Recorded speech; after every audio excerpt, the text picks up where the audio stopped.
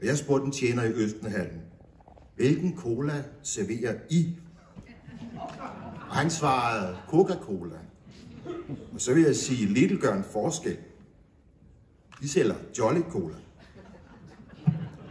Og det er et vigtigt signal, hvis vi ønsker, at næste generation skal leve i et stærkt og frit Europa.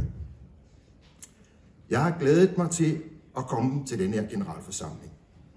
Vi bør diskutere, hvad banken kan gøre for at hjælpe de unge, som i dag har umådeligt svært ved at komme ind på boligmarkedet. Ungdommen lider af bolignød. Og hvad kan banken gøre for de boligfattige unge? Stadig færre unge kan få foden indenfor på boligmarkedet. I dag er det laveste antal unge førstegangskøbere på boligmarkedet i 10 år. Det konkluderer en ny rapport fra Finans Danmark. Boligpriserne er høje. Forbrugerpriserne er høje. Derfor har unge mellem 18 og 29 svært ved at betale høje renter. Høje renter, det vil sige høj pris på penge, burde udlignes med lavere priser på bolig, men det er altså ikke sket. De unge oplever dyb boligfattigdom.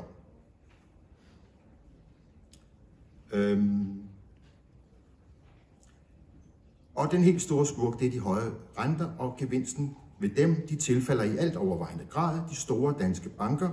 I 2024 opnåede Danmarks 7 største banker et samlet overskud på 47,3 milliarder kroner, og dertil kommer så, at Nordea også er i Danmark med hovedkvarter i Finland, og de har et overskud på 37,7 milliarder kroner. Og spørgsmålet er, hvem scorer bankernes profit? Hvem ejer bankaktierne? Det gør de største rige mænd i Danmark og i udlandet, og i den højere middelklasse i Danmark. Og det er fortrinsvis middelaldrende og seniorer i Danmark. Der er en generationskonflikt her. De unge skal låne til høje renter, mens de ældre kapitaliserer en stor gevinst på generationens børn og børnebørn. Konsekvenserne er mange for den unge generation. Følelsen af magtesløshed, følelsen af at være i taberrolle sammenlignet med forældrenes placering på boligmarkedet i samme alder. Frustration over at skulle bo med børn i små boliger eller bruge sine unge år på at pendle mellem sit arbejde og en bolig ude i periferien. Staten beskytter bankerne. Hvem beskytter de unge? Bankerne lever i et beskyttet miljø med staten som garant. I modsætning til aktionærer i Novo, så har bankerne både en krykke og en rollator. Krykken er finansiel stabilitet.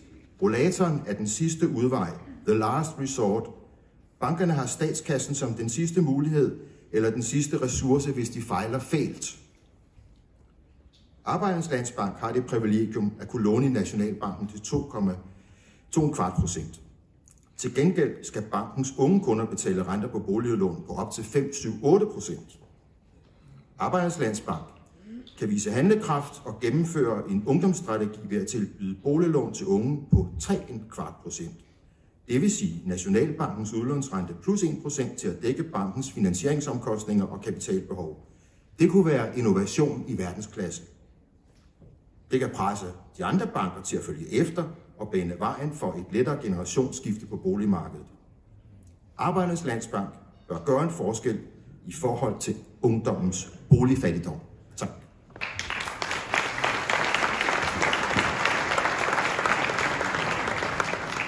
Mange tak, Lars. Så vil jeg give ordet til Frede Olsen.